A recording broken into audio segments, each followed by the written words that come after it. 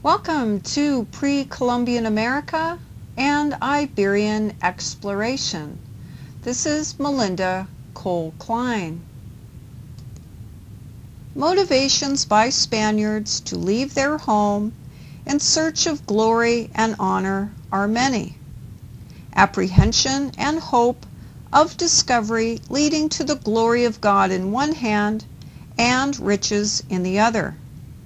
Meanwhile, the challenges of the environment, climate, and indigenous population in the New World would continually challenge and mold European perspectives and directives. With New World exploration, Europeans would bring with them a solid grounding in their culture and economy to make colonial territories mini-nations of the mother country.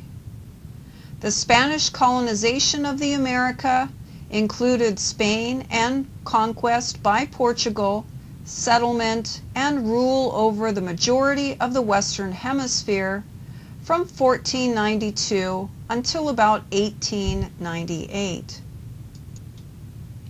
After Napoleon's invasion of Spain in 1808, the Spanish-American colonies began a series of independent movements, which culminated in their great loss of all the colonies on the mainland of the North, Central, and South America by 1825. The remaining Spanish colonies of Cuba, Puerto Rico, and the Philippines were occupied by the United States following the Spanish-American War. A scientific approach to explaining the population of the continent of the Americas includes the Bering Land Bridge theory, which suggests a few thousand humans from Asia traveled the Bering Strait during the end of the last ice age about 12,000 years ago to populate what is known as the continent of America. Since the 1930s, scientists have supported this line of reasoning regarding migration from Siberia into Alaska, perhaps in the beginning for the reason of tracking big game animal herds. Supported from archaeological evidence gathered to date, these big game hunters crossed onto the American continent. And I'd like you to look at the following slides for populations, examples, dates, and locations of settlement supported through scientific research to include North America, Mesoamerica, Central, and South America. From the 1200s, the foundation of the Aztec society and culture flourished around what is today Mexico City. In time, this culture grew to dominate the surrounding area to such an extent the rulers and their legal applications of authority brought fear to other Mesoamerican natives living nearby. As compared to the Aztecs, the Maya were a longer-lasting culture dating back to about 9,000 BC.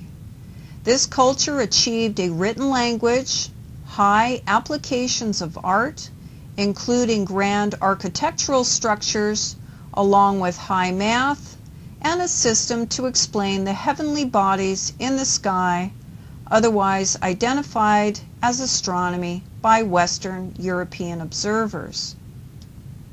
Another substantial Amerindian culture was the Inca. By the 1200s, they had a noticeable presence near Cusco.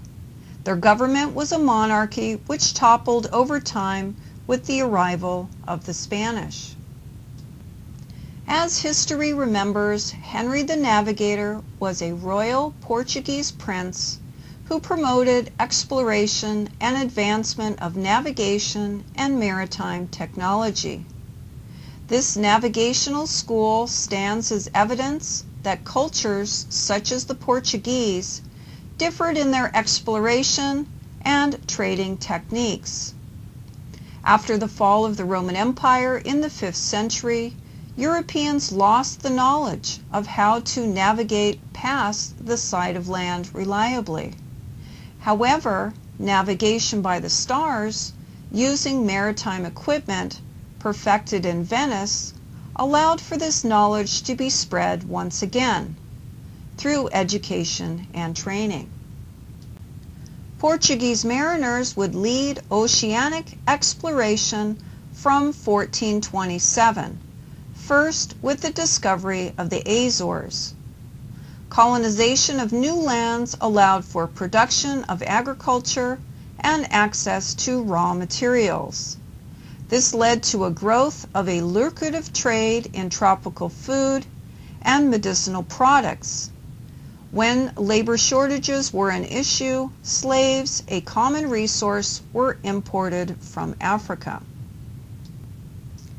Very important to protecting one's cargo and property, the Portuguese built seagoing vessels in which movable cannons were a part of its construction and equipment. A ship of this type was later used by Columbus. For a century, the only trade routes linking Western Africa with the Mediterranean world were over the Sahara. These routes were controlled by the Muslim states of North Africa, long rivals to Portugal. It was the hope of the Portuguese and later the Spanish to bypass the Islamic middlemen by Portuguese seafaring traders willing to venture into the Indian Ocean by way of the African Horn. Portuguese progress was slow and it took years. By 1487, Bartolomé Dias sailed around the Cape of Good Hope and into the Indian Ocean. By 1498, Vasco da Gama reached India. In time, the Portuguese explorers reached Japan and attempted to trade with them and share their knowledge of the West, while encouraging conversion to Catholicism and advocating commercial trade. Strong and powerful kings and queens in Europe wielded incredible power and authority alongside the Catholic Church on the European continent from the 15th century after the destabilizing effects of the Black Death. The marriage of Isabel, the beautiful child queen regent of Leon and Castile, and Ferdinand, holding and possessing, in time, once he inherited it, the province of Aragon, united Spain in 1469. Civil wars abounded for ultimate control of other Spanish provinces. When Ferdinand succeeded his father as King of Aragon in 1479, the Crown of Castile and the various territories of the Crown of Aragon were united in a personal union, creating for the first time since the 8th century a single political unit. The first decades of Ferdinand and Isabella's joint rule were taken up with the conquest of the Kingdom of Granada, the last Muslim enclave on the Iberian Peninsula. This was completed by 1492. In that same year, Queen Isabella granted Christopher Columbus, an Italian navigator, financial support to sail across the Atlantic in the name of Spain to create a short trade route with China. In 1492, Columbus sailed in August and landed in the Caribbean on October 12th. When Columbus returned the following year with gold riches and natives, he was welcomed as a hero. This would begin Spain's lead in European exploration and colonization. 2 years later, by 1492, the monarchs of Spain and Portugal, the only countries doing the exploring at the time on the high seas, divided up the world, at least for a while, with the Treaty of Tordesillas. Why was it that the Italians did not take the lead in maritime exploration and the Iberians did? This is a very important question. After all, Genoa and Venice had been ancient trade ports, and Italian merchants conducted a healthy Asian trade through the efforts of Muslim traders who brought Asian goods on the backs of camels and horses using the Silk Road. The short answer here is tied to Atlantic exploration. They were unsure about the possible wealth and access to China from this direction. They were sure about their alliance with the Ottoman Empire and the Arab Muslims who obtained items through trade from Asia and sub-Saharan Africa. While the Portuguese excelled from the 15th century at maritime technology and skill, and navigators to Africa and Asia, the expulsion of the Muslims from Spain in 1492, after 700 years, was perfect timing for Columbus to ask the Spanish crown for funding to Asia across the Atlantic. In most enterprises worth doing, a tender balance exists between risk and opportunity. The motivations for Iberian exploration included 4 factors. The first one, the revival of urban life, intellectual learning, study of ancient Greek and Hebrew texts, along with trade in material goods outside of Europe. Number 2, struggle for the domination against Muslims for trade superiority mixed with religious hatred. Number 3, a growing intellectual interest in the outside world. And number 4, the alliances and bonds that formed between merchants, early bankers, and rulers seeking colonial riches. So then it was the Portuguese and the Spanish, supported by the crown, that allowed for bankers and sea captains in search of trade with Asia to pursue their ideas in commercialism without Muslim intervention. The Counter-Reformation was an attempt to counter the challenges to Rome headed by Martin Luther. This movement attempted to counter the loss of Catholic membership due to the effects of the Protestant Reformation in Northern Europe and the English Reformation in Britain from the 1530s. In his decree from 1560, Pope Pius IV set into motion a series of events to reform the Catholic Church from within and to encourage conversion to Catholicism to all populations that priests could convert. The millions of pagan Amerindians in New Spain was such an opportunity. The Counter-Reformation reforms included in the creation of new religious orders, for example, the Spanish Franciscans, who established 21 coastal missions in the 18th century in California. In time, Portugal had difficulties expanding its empire beyond coastal trading posts because of the lack of manpower and the heavy losses due to tropical diseases that challenged the health of European explorers until the 19th century.